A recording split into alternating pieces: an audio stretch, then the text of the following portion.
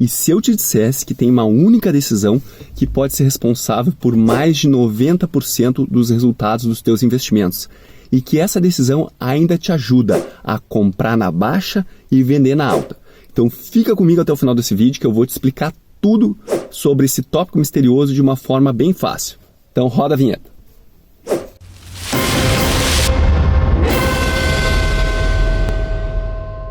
Bem-vindos a Investir Eu Preciso, meu nome é Felipe Carvalho e antes da gente entrar no tópico desse vídeo, só vou te pedir aquela ajuda, dá aquela curtida rápida aqui no vídeo que ajuda muito o canal a crescer e esse vídeo chegar cada vez mais a mais pessoas. Vamos começar o assunto do vídeo.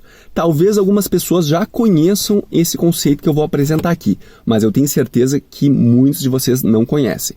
Então, em vez de eu primeiro falar o nome do conceito e depois explicar, o que deixa muitas pessoas nervosas, porque elas veem um nome que elas nunca ouviram falar e ficam pensando, meu Deus, isso é muito difícil, eu não vou conseguir aprender. Eu vou fazer o contrário. Eu vou dar o exemplo, depois eu vou te mostrar como é fácil entender e aí, finalmente, eu vou te dizer o nome desse conceito. Então vamos começar o nosso exemplo. Vamos dizer que eu quero fazer um bolo e realmente eu não sou um grande fazedor de bolos, eu estou muito mais do outro lado da ponta em comer eles, mas vamos dizer que tem 5 ingredientes básicos. Tem ovo, tem fermento, tem farinha, tem algum tipo de gordura e tem açúcar. E para fazer o bolo, tu tem que botar o percentual, a proporção correta de cada um desses 5 ingredientes e aí a mágica acontece. O bolo, ele é feito. E cada receita tem um percentual um pouquinho diferente desses ingredientes. Não existe a mesma proporção em todas as receitas de bolo no mundo. E agora, vamos pensar um pouquinho. Se ao invés de tu fazer o bolo e comer o bolo, tu pegasse esses 5 ingredientes na exata proporção que está na receita e botasse eles todos na tua boca ao mesmo tempo. Meio louco, né? E com certeza o gosto que tu vai sentir não vai ser um gosto bom e é nem de perto o gosto que tem o bolo quando ele já está pronto. Então a gente começa a ver que acontece alguma mágica quando tu mistura esses ingredientes e o bolo, ele tem o resultado final, ele é melhor do que a soma de cada uma das partes individuais.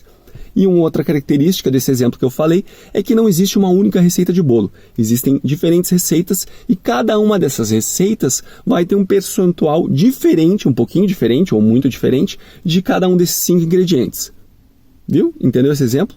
Esse exemplo bem simples já dá a maior parte do conceito do que é uma alocação de ativos. Ah, pera aí, Felipe, estava entendendo o bolo, mas agora tu falou em alocação de ativos, não entendi mais nada. Calma, é a mesma coisa. A alocação de ativos é simplesmente tu dizer qual vai ser o percentual que tu vai investir em cada classe de ativos. E aí depois que tu definir esse percentual, tu vai acompanhar e ajustar isso ao longo do tempo. Tá, mas Felipe, o que são classes de ativos? Classe de ativo são investimentos que têm as mesmas características. Por exemplo, 2 grandes classes de ativo que a gente pode fazer essa classificação é renda variável e renda fixa. Se eu vou pegar a renda fixa, por exemplo, eu ainda posso entrar numa outra classificação dentro da renda fixa, que seria a renda fixa pré-fixada, que no momento que tu põe teu dinheiro, tu sabe exatamente quanto é que ele vai render por ano. E uma outra classe dentro da renda fixa é pós-fixado, que tu não sabe exatamente quanto teu dinheiro vai render ao final do período, tu simplesmente sabe que ele vai render um percentual de algum índice, geralmente o CDI. Tá? Então essas 2 classificações, pré-fixado e pós-fixado, estão dentro da grande classificação que seria a renda fixa. E no caso da renda variável, existem 4 classes que talvez sejam as mais conhecidas. Ações de empresas brasileiras, ações de empresas americanas, fundos imobiliários que são brasileiros e os REITs, que seria quase como se fosse a mesma coisa que fundos imobiliários, com algumas pequenas diferenças que não vale a pena a gente explicar nesse vídeo, só que no mercado americano.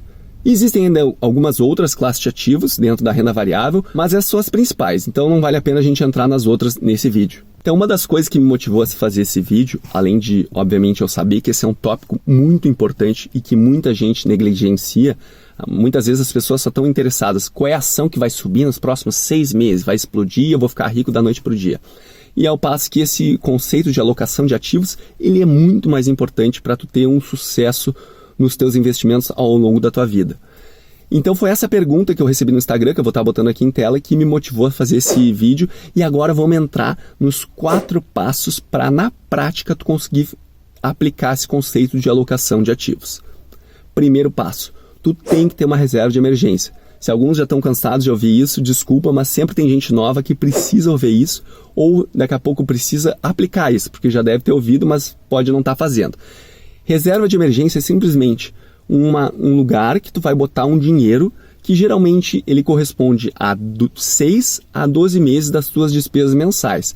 É para quando acontecer aquele imprevisto, que a gente sabe que vai acontecer ao longo da tua vida, tu não precisar estragar o teu plano de investimentos. Tu usa esse dinheiro da reserva de emergência para se manter, para conseguir passar por aquela emergência. Porque é bem importante que nos nossos investimentos a gente divida bem claro a fase que a gente está acumulando e a fase que a gente vai usufruir dessa renda do nosso patrimônio que a gente construiu. Se voltar ao exemplo do bolo, se tu quer fazer um bolo, só que tu não consegue esperar o bolo ficar pronto, tu começa a comer ovo, começa a comer farinha, fermento, antes do bolo estar pronto, não vai ter ingrediente para fazer o bolo, né? Então a mesma coisa nos nossos investimentos. Claro que tu pode fazer o que tu quiser com eles, mas eu acho que é mais interessante tu pensar que tem uma fase que tu vai acumular e tem uma fase que tu vai usar.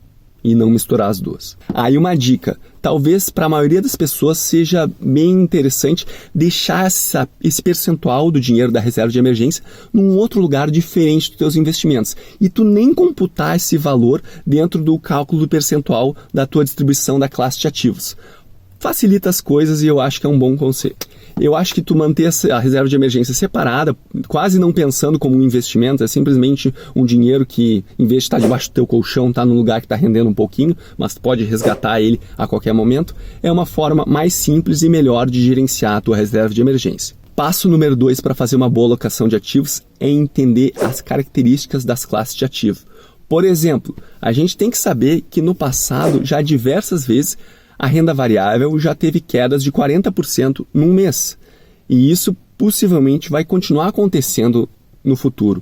Só que também a gente olha para trás, para os dados, e entende que essa é a classe de ativos que mais rende no longo prazo. No curto prazo, os movimentos são loucos, a gente não tem como prever, mas tu está pensando em construir um plano para a tua aposentadoria, um plano de mais longo prazo, essa é uma classe de ativos que tu não deve negligenciar.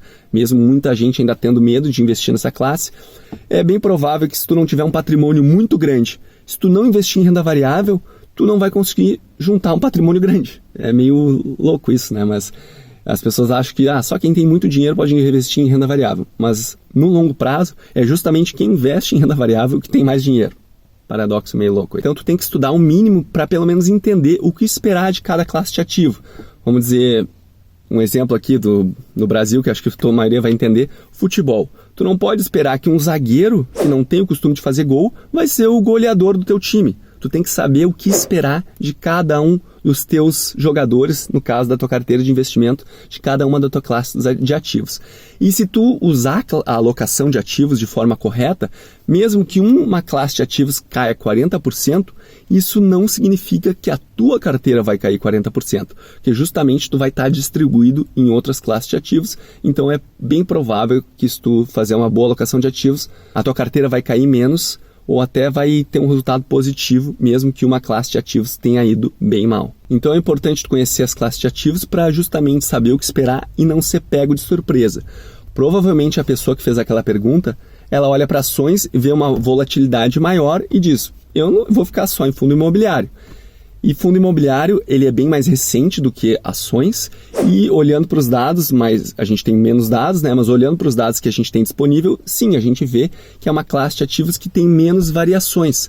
Mas isso não quer dizer que no futuro ela vai ser menos arriscada. Na verdade, ninguém tem como saber no futuro qual a classe de ativos que vai performar melhor. Então, por isso que eu acho que é importante tu estar exposto em pelo menos alguma outra classe de ativos, além das duas que ela indicou na pergunta dela. E lembra então que tem um conceito de diversificação que é importante para tu reduzir teu risco.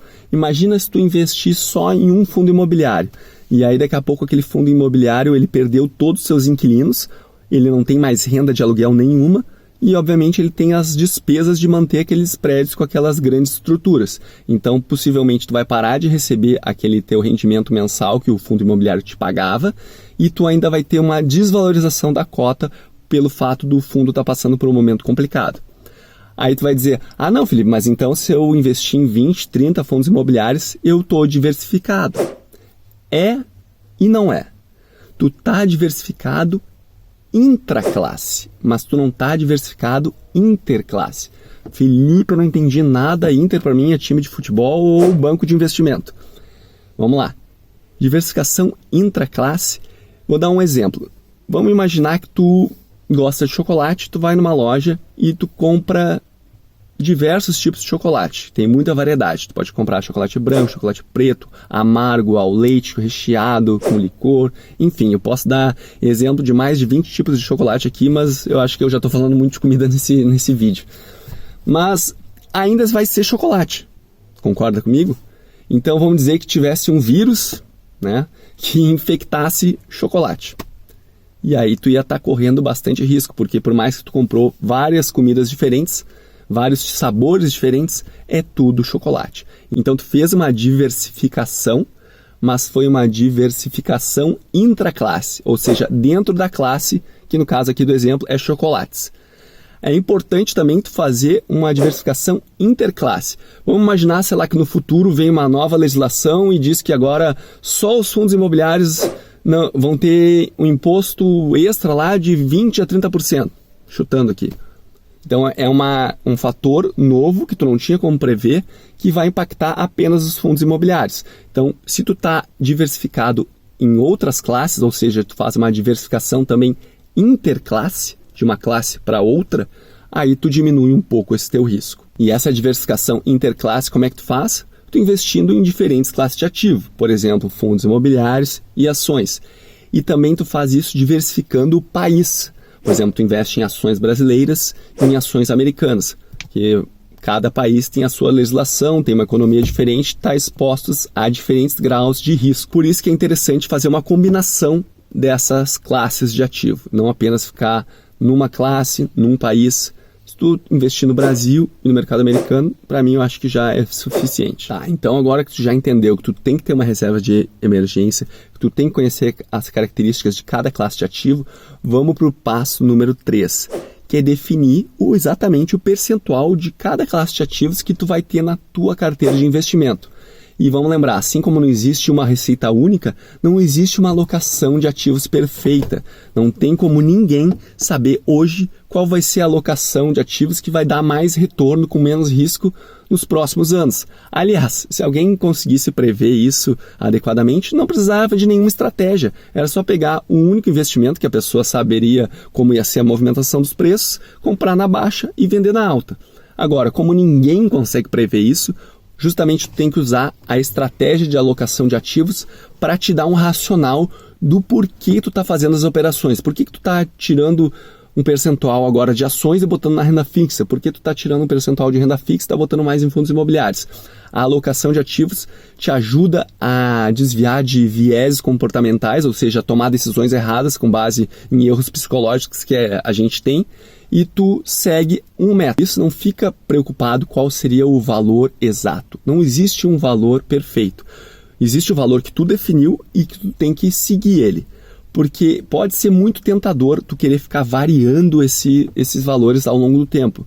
Por exemplo, tu acha ações vão performar melhor, ações brasileiras vai performar melhor nos próximos 6 meses. Então vou botar 80% em ações e 20% em renda fixa. Aí depois de 6 meses, isso não aconteceu. Aí tu diz, então acho que as ações não vão mais performar bem, eu vou botar 20% em ações e 80% em renda fixa. Isso que tu está fazendo, essa variação de percentuais, sem muito critério, simplesmente pela tua leitura do mercado, é o que se chama de tu tá fazendo um timing na alocação de ativos. E por que eu acho que tu não deve fazer isso? Não sou eu que estou falando. Tem esse livro aqui, ó, All About Asset Allocation, e ele fala que nos estudos que verificaram quem tentou fazer isso, a performance foi pior do que quem simplesmente botou um percentual, manteve aquele percentual e buscou fazer ajustes ao longo do tempo, sempre que acontecia uma variação daquele percentual estabelecido. E também tem mais um outro dado que tu vai ver aqui agora. Nesse gráfico, ele mostra que se tu perdeu apenas 10 dos melhores dias do mercado americano, a tua rentabilidade caiu bastante. E isso aconteceu a pessoa perdendo apenas os 10 melhores dias.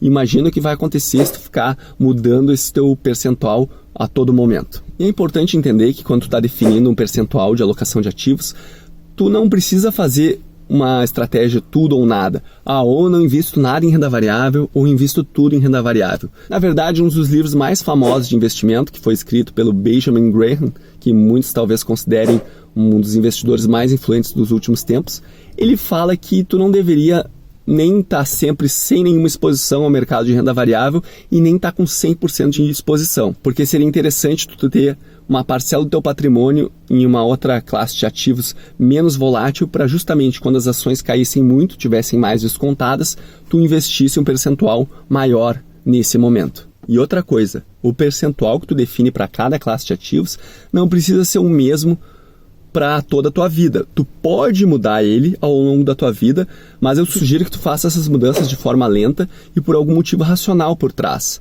Não simplesmente porque tu acha que o mercado vai ir melhor nessa classe de ativos do que na outra e aí tu tenta fazer essa adivinhação com muito mais frequência. Tenha calma nessas mudanças de percentuais. De preferência, escreve para ti mesmo um documento que tu documente exatamente as razões pelas quais tu está tentando fazer essa mudança de estratégia para depois tu poder auditar no futuro se foi uma decisão acertada ou era só tu tentando acertar o melhor momento do mercado.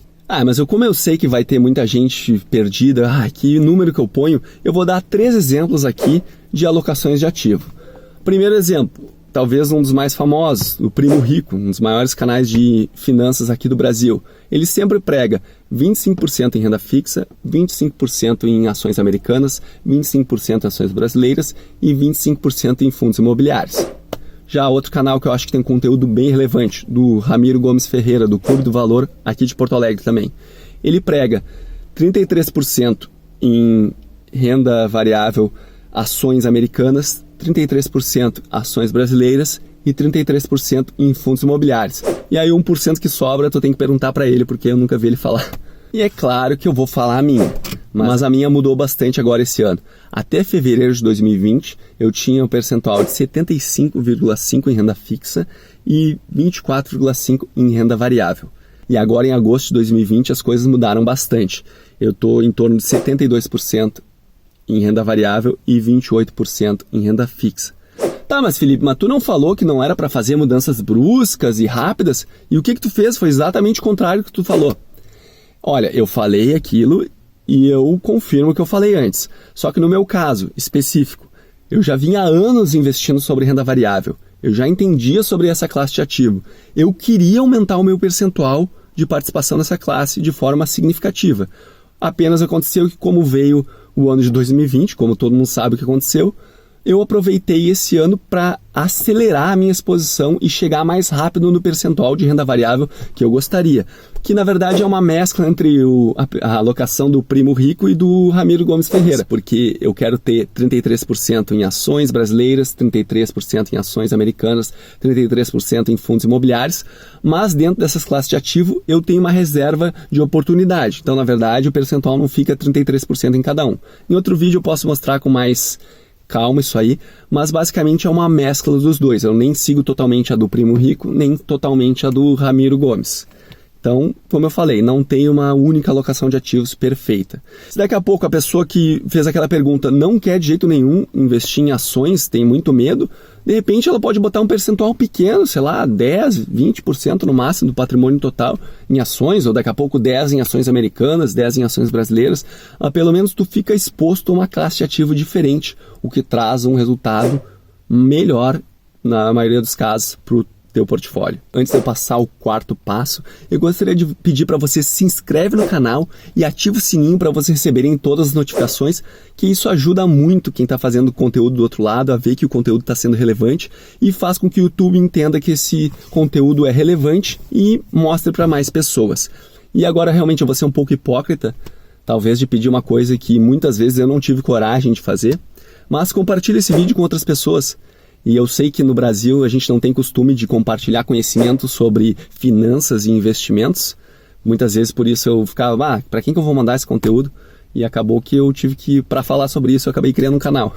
Mas se não quiser criar um canal, compartilhe esse vídeo, porque com certeza é uma informação que pode realmente mudar o resultado financeiro das pessoas ao longo do tempo, se elas entenderem esse conceito simples e de fácil aplicação. Já te agradeço antecipadamente pela tua ajuda. E o 4º e último passo é o rebalanceamento, que nada mais é do que tu olhar para a tua carteira de ativos, ver qual é o percentual que tu estipulou para cada um das classes de ativos e qual é o percentual que está hoje e fazer os ajustes. Se um percentual ficou muito acima, tu tem que diminuir, tu tem que provavelmente vender aquela classe de ativos e comprar a que está mais abaixo. Lembra que eu falei que essa estratégia vai te ajudar a vender na alta e comprar na baixa? Pois é, exatamente assim que ela faz. E daqui a pouco, se tua carteira não for muito grande ou se teu aporte for bem representativo, tu não precisa nem vender, só vai direcionar o teu investimento naquela parte da carteira que está com um percentual menor. Então, basicamente, tu tem duas maneiras de definir quando que tu deve fazer esse rebalanceamento.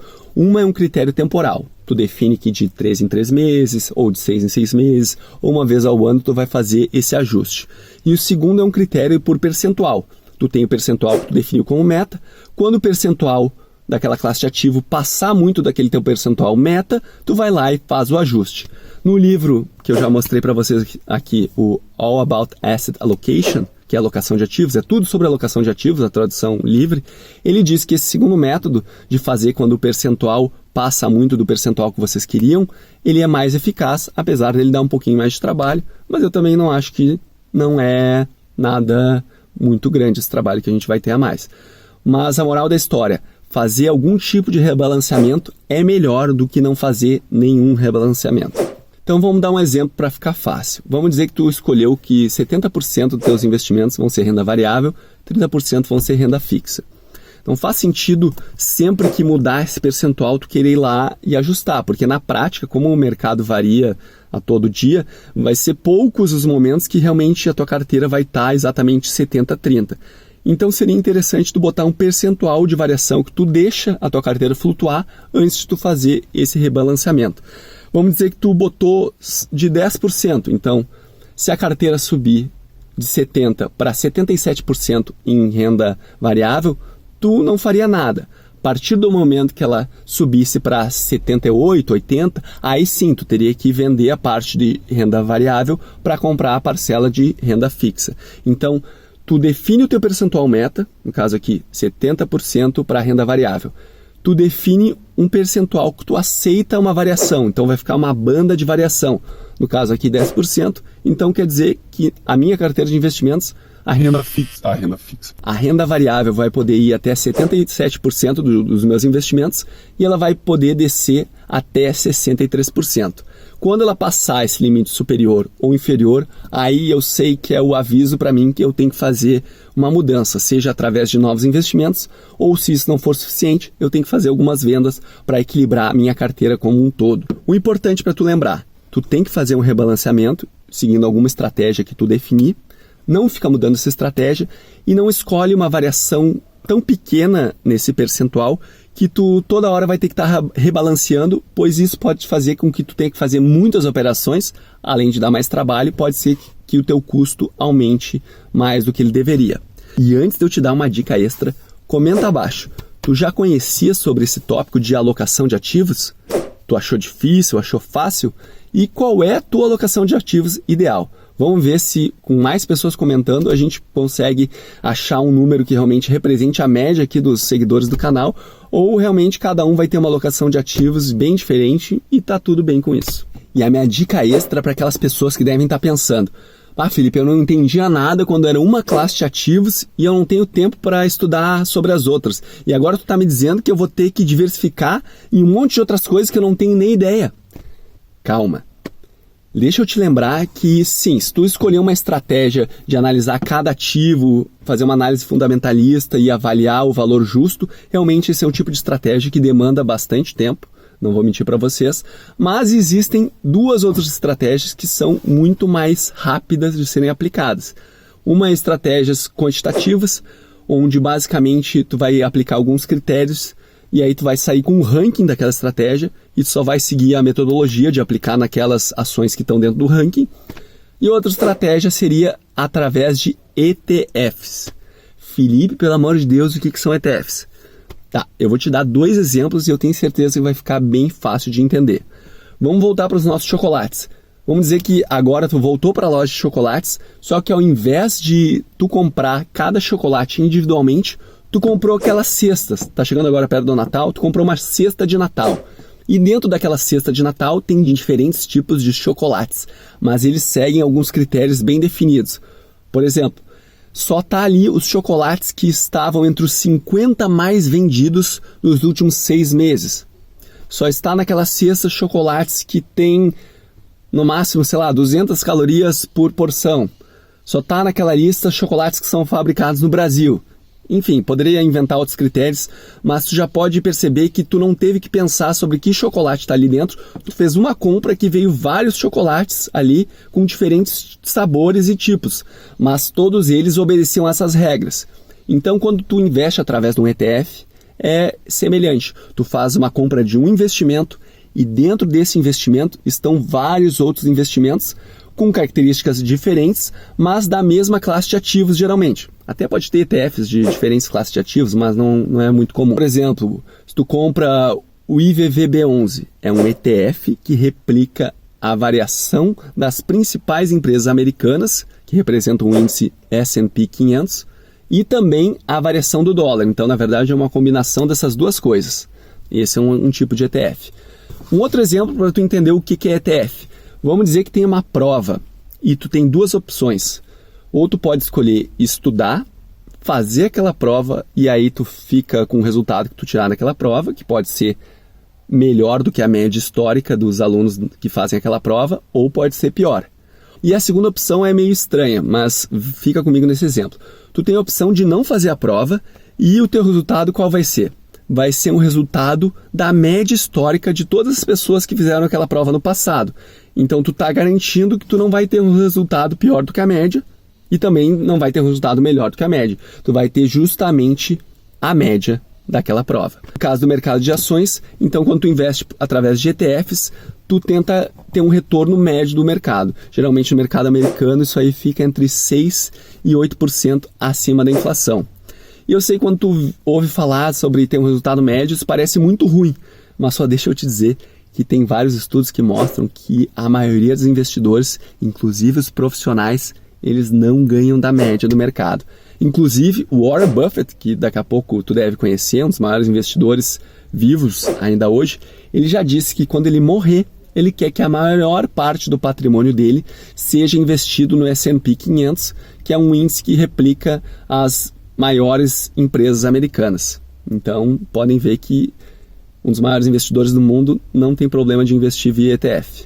Deixa eu confessar para vocês que no início da minha jornada de investimentos, eu torcia um pouco o nariz para ETFs, porque eu ficava pensando, cara, eu não quero ter o retorno da média, eu quero ficar acima da média. Só que eu também tenho um problema, assim como vocês, de tempo. Então, por mais que eu me dedique e goste de estudar sobre esse assunto, tem as empresas brasileiras, fundo imobiliário, então eu ainda não tinha conseguido parar para conseguir realmente analisar as empresas americanas. E aí daqui a pouco eu pensei, quer saber de uma coisa? Eu vou investir via o ETF, IVVB11. E foi uma decisão muito boa que eu tomei, que fez com que o resultado da minha carteira em 2020 fosse muito bom.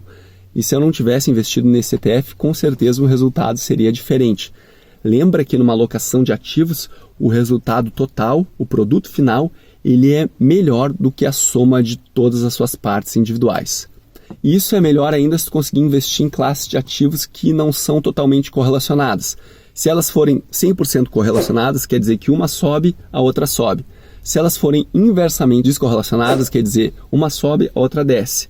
E na verdade o que a gente acontece na prática é uma mistura desses dois cenários, não é nem perfeitamente correlacionado, nem perfeitamente descorrelacionado. Só que essa correlação tem como calcular, mas eu não vou ensinar nesse vídeo aqui, de repente algum outro a gente pode abordar, só que ela muda com o passar do tempo e dependendo da janela de tempo que tu analisa. Então fica tranquilo que se tu investir nessas classes de ativos que foram mencionadas nesse vídeo, tu já vai estar fazendo uma excelente alocação de ativos. Então acho que com esses exemplos ficou bem fácil de entender o que é uma alocação de ativos. Lembrem-se de que para ter sucesso nos seus investimentos, essa é uma decisão que vocês têm que tomar. Curtam, comentem, compartilhem esse vídeo se vocês ainda não fizeram.